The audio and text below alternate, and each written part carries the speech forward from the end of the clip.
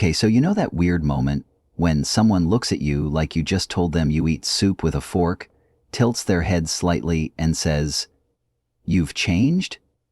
Like they're trying to figure out if you're still you, or if your body's been hijacked by a more confident, boundary-having alien version of yourself, and you're just standing there like, uh, thanks?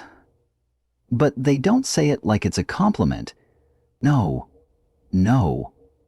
They say it like you just committed a crime, like you dared to grow, and for that, you must now be exiled.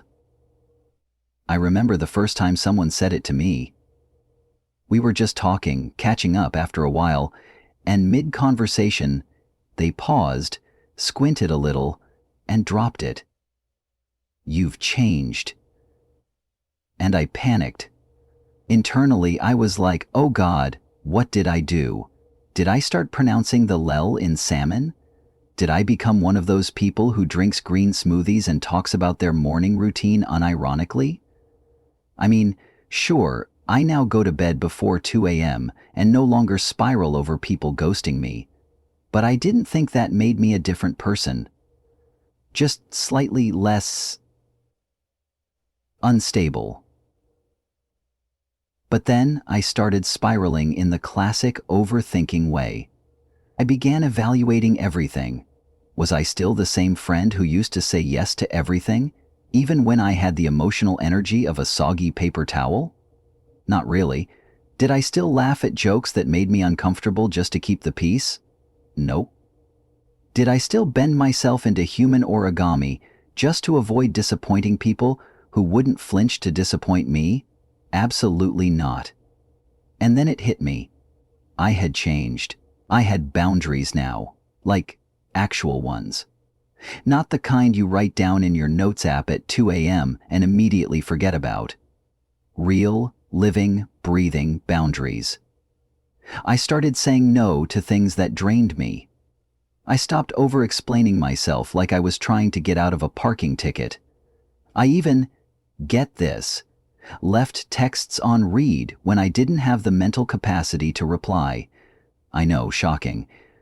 Somewhere the ghost of my people-pleasing past screamed, and yet, despite this personal growth, a tiny part of me still wanted to apologize. I wanted to be like, I swear I'm still me. I still binge eat cereal at midnight and cry over dogs getting adopted in videos. But the truth is, people don't say you've changed because you became someone awful. They say it because you stopped being who they needed you to be. You stopped being convenient. You stopped being predictable. You stopped being a free therapist with Wi-Fi and a flexible schedule. It's wild how people are cool with your healing as long as it doesn't inconvenience them.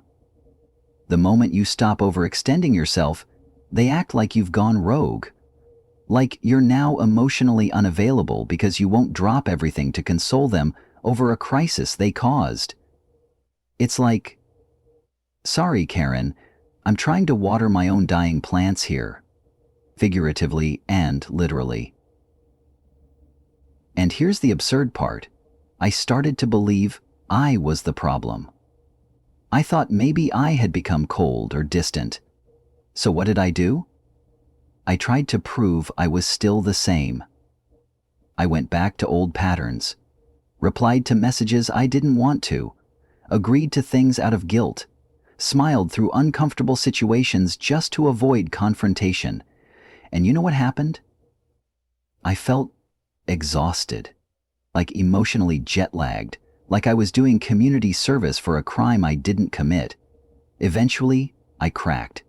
I had this very dramatic solo movie scene style breakdown where I stood in my kitchen at 1 a.m. eating peanut butter from the jar and whispering to myself, "You're not the problem.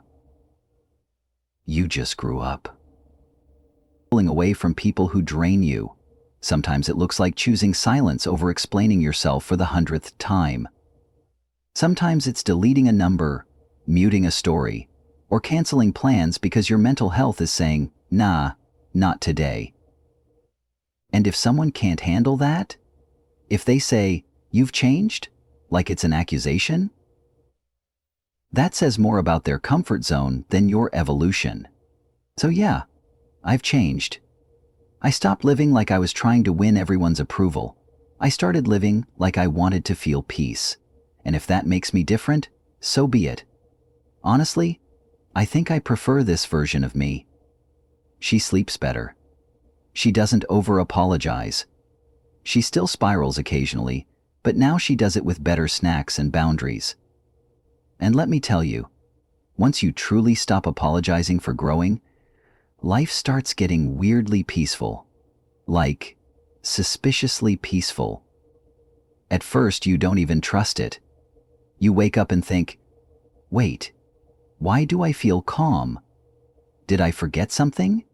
Am I emotionally dissociating, or is this actual inner peace? Because for so long, your nervous system has been in permanent survival mode. Always waiting for someone's reaction. Always trying to avoid upsetting people. You were basically a full-time emotional weatherman. Today's forecast: high chance of people-pleasing with scattered guilt storms in the evening. So yeah, the silence after growth is weird. It's like moving out of a house that used to be constantly on fire. At first, you miss the chaos. You think, maybe I was more fun back then. Maybe I was more lovable when I was a mess. Maybe I was easier to be around when I didn't say what I needed. But that's just your old programming trying to sneak back in, like a toxic ex whispering, "Remember me? I'm your unhealed trauma, and I brought snacks." Let's be real though. Sometimes changing means losing people. Friends you thought were lifers. Family members who suddenly think you're too sensitive. People who used to love how chill you were, until you said, "Hey, actually, that makes me uncomfortable." And yeah, it stings. It's not fun. You don't get a gold medal for standing up for yourself. No one claps when you decide to value your time. There's no "you chose mental health today" confetti cannon. You just quietly walk away, and sometimes cry in your car afterward. But still, you walk away. And then, somewhere along the way, you find new people. People who don't flinch when you set boundaries. People who say, "I get it," instead of "you've changed." People who don't require you to shrink, perform, or overextend. And the wildest part? You realize how low your standards used to be. Like, you used to think being treated with basic respect was a luxury. You'd say things like, "Wow, they didn't interrupt me once during that 5-minute story about my weekend. I think they might be my soulmate." Babe, that's just called not being rude. The bar was in the basement, and we were handing out trophies for not being a complete disaster. But you live and you learn. And the further you get into this new version of yourself, the one who's honest, kind, calm, and just a little bit dead inside in the most peaceful way, the more you start to laugh at how dramatic the whole thing felt. Like we were out here thinking setting a boundary was going to cause a full-blown apocalypse. Turns out, most people don't care that deeply. The ones who do, they were probably relying on your lack of boundaries for their comfort, and now they've had to adjust. Poor babies, it's hilarious and a little tragic how much we bend ourselves just to keep relationships that were never really rooted in mutual respect. I once went to a birthday dinner for a person I hadn't talked to in 3 years because I felt bad saying no. Sat there eating dry chicken and making small talk with people whose names I forgot before dessert even came. And for what? So I wouldn't be seen as brood? I've literally sacrificed peace, sleep, money, and weekends just to keep people from disliking me. And half of them don't even know my last name. Spoiler: not worth it. Now things are different. I don't need everyone to like me. I just need to like who I am when I'm alone. I need to look in the mirror and not cringe. That's it. That's the goal. Because if I'm living a life that feels aligned, where I don't feel like I'm constantly performing or proving or pleasing, then yeah, I've changed. I've changed a lot. I've gone from, what do people want me to be, to, who do I want to be when no one's watching? And the answer is, someone who's finally free. Of course, the change doesn't mean I'm perfect. I still mess up. I still spiral. I still get way too emotionally attached to fictional characters and cry at Pixar movies like they personally offended me. But I no longer punish myself for existing differently. I no longer shrink to keep people comfortable. And weirdly enough, that makes life feel lighter. Less like walking on eggshells and more like walking on grass. You're still careful, sure, but you're not afraid every step will explode. So if you've been told you've changed, good. That's probably the best feedback you'll ever get. It means you've grown. You've healed. You've evolved past the version of yourself that was always on call, always exhausted, always giving more than they got. It means you're becoming. And that's not something to apologize for. That's something to celebrate. Even if alone. Even if it looks like standing in your kitchen at 2 a.m. in sweatpants, eating a slice of cheese and whispering to yourself, "We did it. We're emotionally unavailable in the healthiest way now." Because honestly, that's the plot twist we all deserve.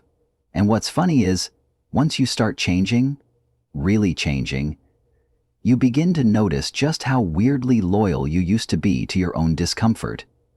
Like, you'd stay in situations that made you want to scream just because they were familiar. That toxic friendship?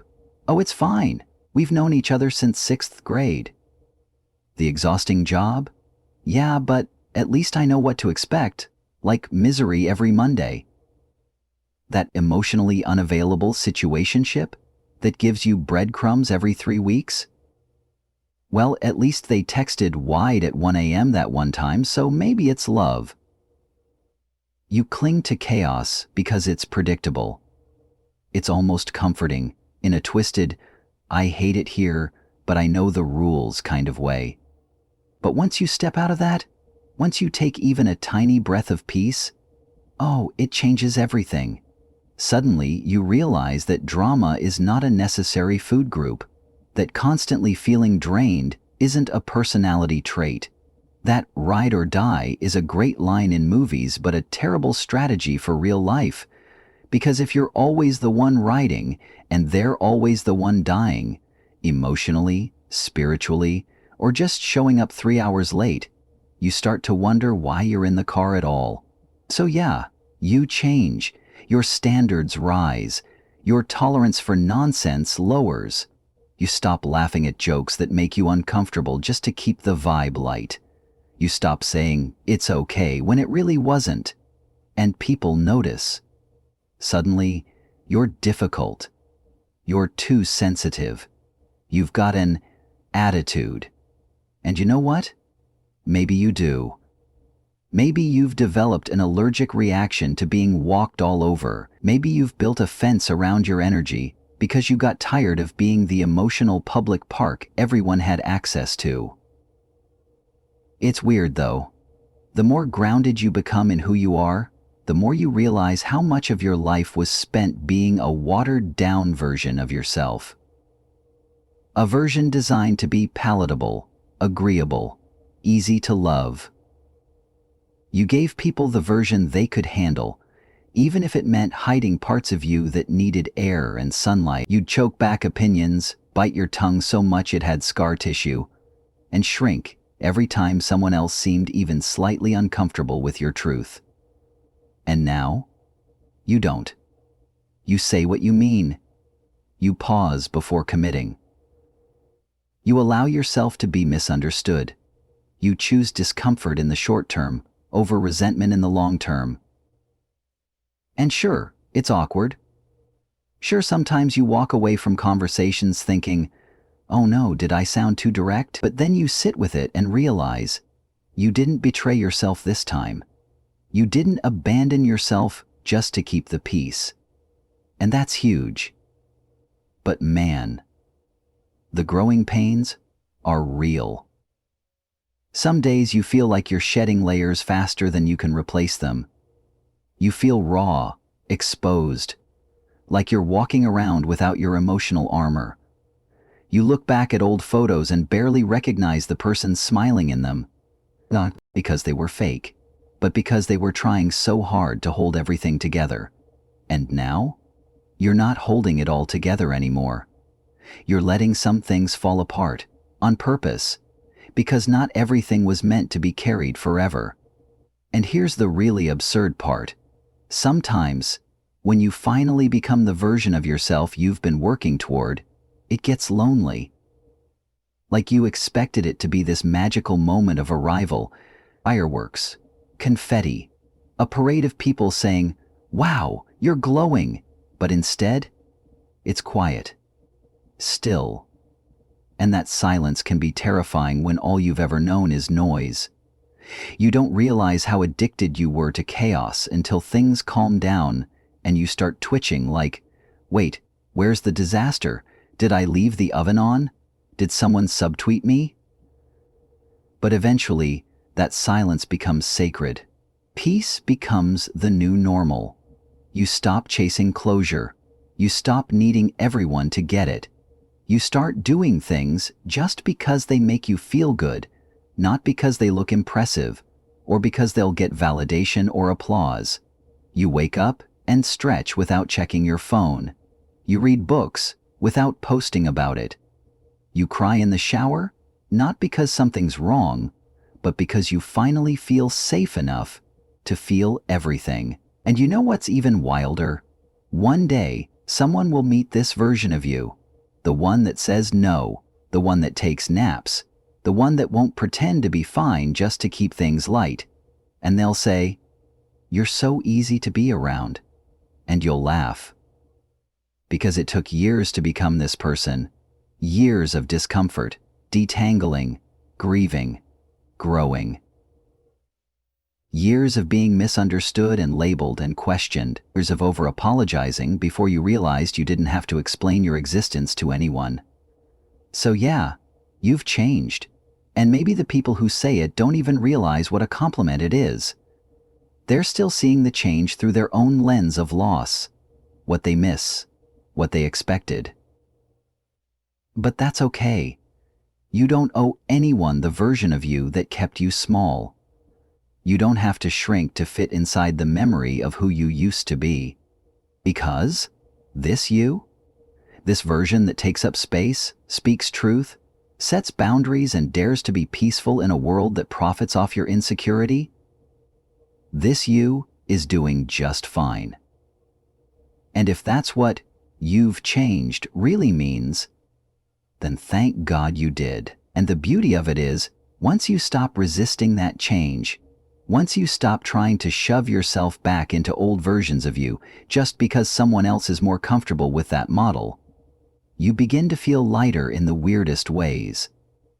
Not because life is suddenly easy or people stop misunderstanding you. That never really goes away. But because you're no longer wasting all your energy performing for a crowd that wasn't even paying attention in the first place. You start to notice how many decisions you used to make from fear. Fear of being too much. Fear of not being enough. Fear of being alone. Fear of being rejected, abandoned, labeled as difficult or selfish or ungrateful. You walked on emotional tightropes just to avoid disappointing people who wouldn't flinch to disappoint you. And now, you're walking on solid ground. And sure, it's unfamiliar, but it's real. You stop ghosting yourself. That's maybe the biggest shift. For years, you were emotionally ghosting your own needs, ignoring the gut feelings, swallowing the resentment, brushing off the discomfort with, "It's fine, I'm just tired." You'd call it people-pleasing, but it was deeper than that. It was self-erasure disguised as kindness. And now, You're done doing disappearing acts on your own soul. And of course, the world doesn't always applaud your healing. In fact, it often pushes back. People will test you, some will guilt you, try to reel you back into old dynamics. They'll say things like, "You've changed," but what they really mean is, "You've stopped letting me control the terms of our relationship." And that stings at first. It really does. You'll second guess yourself, wonder if you're becoming cold, disconnected, selfish. But here's the twist. Those doubts, they're not signs that you're doing it wrong. They're proof that you're doing it differently. And different always feels strange at first. Healing isn't this glamorous, glowing process. Most of the time, it's sitting alone with your own thoughts, trying to convince yourself not to text someone who clearly doesn't care, and eating leftover noodles while watching YouTube videos on attachment styles. It's ugly crying over stuff that happened years ago because your body finally feels safe enough to release it. It's choosing to leave the party early. It's saying, "I actually don't want to talk about that right now," and sitting in the discomfort of someone else's silence. But in the small, quiet, seemingly boring decisions, you start to reclaim your power. You begin to understand that peace isn't loud, it's subtle. It's sitting on your couch on a Sunday afternoon and realizing, "I don't feel drained anymore." It's noticing that the urge to explain or defend or win people over has slowly faded. It's being okay with being misunderstood. Being okay with letting people be wrong about you. And the most surprising thing? Once you've embraced the new you, the evolved, weirdly peaceful, boundary-secting you, you start to attract people who meet you there, not in your chaos, not in your overfunctioning, not in your burnout, but in your stillness, in your softness, in your joy, in your depth. The relationships you build now don't require you to contort or pretend. They don't demand that you bleed for love or sacrifice yourself for a seat at the table. They feel easy, in the best way. And sure, sometimes the old you comes knocking. Sometimes you catch yourself slipping back into old patterns. But the difference now is you notice and you come back. You return to yourself faster, with more compassion, less shame, because you're not trying to be perfect, you're just trying to be honest. And that's what change really is. Not a one-time event, not a dramatic reinvention, but a series of tiny, quiet decisions to stop abandoning yourself. So when someone says, "You've changed," let them. Let them think it's an insult. Let them misunderstand you. Let them pine for a version of you that only existed to make them feel comfortable. Because the truth is, you didn't change to make a statement. You changed because staying the same was slowly destroying you. You changed because something inside you whispered, "This isn't working anymore." And for once, you actually listened. And that's not just growth. That's a miracle.